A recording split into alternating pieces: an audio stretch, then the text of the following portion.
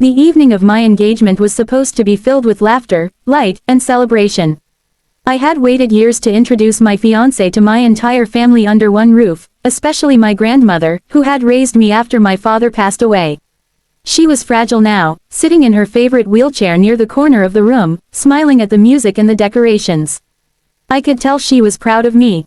My mother, on the other hand, looked beautiful yet tense. Her smile didn't reach her eyes, and every time she glanced at Grandma, something darker flickered behind that polite mask she always wore in public.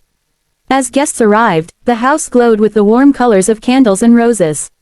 My fiancé, Ethan, kept his arm around me, whispering little reassurances, knowing how complicated my relationship with my mother was. Mom had never forgiven Grandma for taking me away when I was 10. She always said Grandma stole me after Dad's death. But in truth, Mom had left me, chasing a new marriage, a new life. When she returned years later, she pretended everything was fine, but the bitterness never left her eyes. Tonight, though, she acted perfectly loving, hugging me, helping the servers, even giving Grandma her favorite seat near the cake table.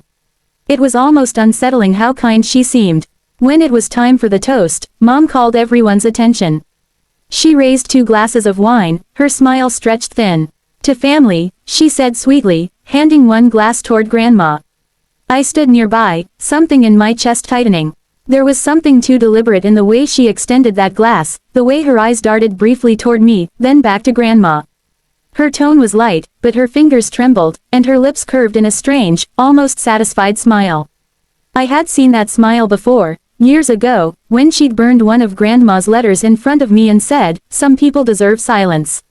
My instinct screamed, maybe it was paranoia, maybe love, but in that split second, I stepped forward and said cheerfully, "Here, Grandma, let me take that to you." I swapped the glasses when no one noticed, giving her the one Mom had set down earlier and keeping the one Mom had just handed out. Everyone clapped as Mom made her toast, and the room filled with laughter again. I lifted the glass to my lips, pretending to take a sip. The wine tasted slightly off, bitter, metallic, wrong. My heart started to pound, but I stayed quiet. Grandma smiled and took a small sip from her own glass, completely unaware. The music resumed, and everyone returned to their conversations. Mom came to stand beside me, still smiling that eerie smile. "You did well, darling," she said softly. "Grandma looks happy." I nodded stiffly, feeling the strange warmth from the wine spread down my throat. My stomach twisted, but I forced a laugh. "Yes, she does." Minutes passed. My mother's laughter rang out across the room as she chatted with guests. Then suddenly, her voice faltered. She gripped the edge of the table, blinking rapidly. A sharp gasp escaped her lips as she stumbled forward.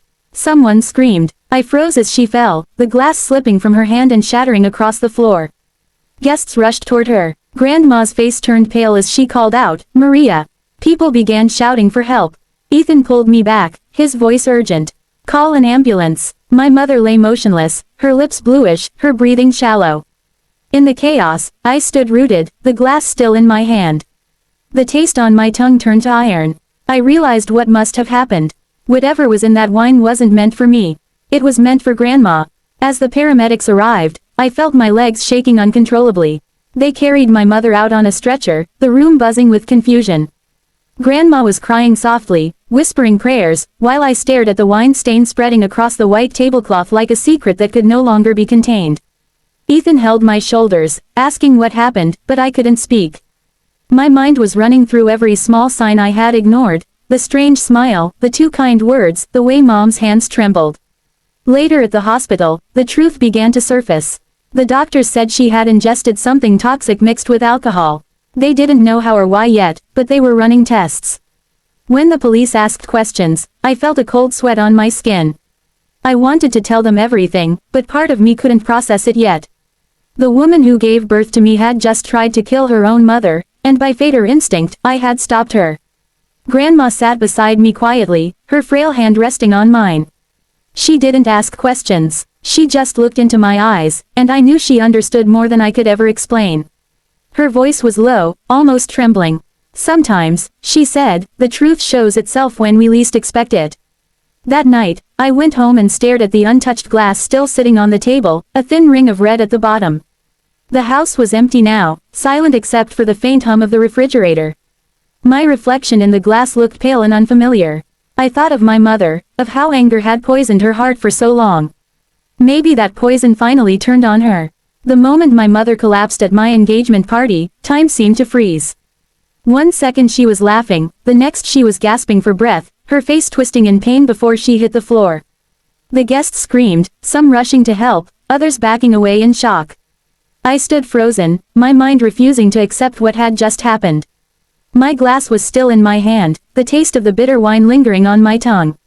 The very wine she had prepared with that strange, knowing smile. I realized in horror that she had drunk what she meant for someone else. Paramedics arrived quickly, pushing through the crowd as Ethan held me back. My grandmother sat motionless, clutching the tablecloth, tears falling silently down her wrinkled cheeks. She didn't need to ask what happened. The look in her eyes told me she knew. She had lived long enough to recognize the consequences of hate. As they carried my mother away, my hands shook uncontrollably. I felt guilt, shock, and disbelief all at once. My heart kept repeating the same thought. If I hadn't swapped the glasses, it would have been Grandma lying there. At the hospital, hours passed in a blur of flashing lights, whispered questions, and sterile hallways. The doctors said she had been poisoned, something had been mixed into her wine. The police took statements, asking where the bottle came from, who poured it, who had access to the drinks. I wanted to scream the truth, that my mother had tried to harm my grandmother. But saying it out loud felt impossible. How could I admit that my own mother would go that far? I just told them I didn't know, that everything happened too fast. When they finally let us see her, she was pale and still, connected to tubes and monitors that beeped softly. I stood at the foot of her bed, numb. This was the woman who had given me life, who had abandoned me, and who had now tried to take another life. I didn't know whether to cry or to hate her. Ethan placed a comforting hand on my shoulder, but I barely felt it. My mother's eyelids fluttered, and for a second her gaze met mine. She tried to speak but her voice was a faint whisper. "Why?" she murmured weakly. "Why did you?" Then her eyes closed again as the nurse rushed in to check her vitals. The next morning, I returned home with Grandma. The house that had been full of laughter hours before now felt heavy with silence. The spilled wine still stained the floor, a dark reminder of everything that had shattered. Grandma sat quietly by the window, her expression unreadable. After a long silence, she spoke softly. "Your mother never forgave me. She thought I took you away from her." Her voice trembled, but she was the one who walked away. I just picked up the pieces she left behind.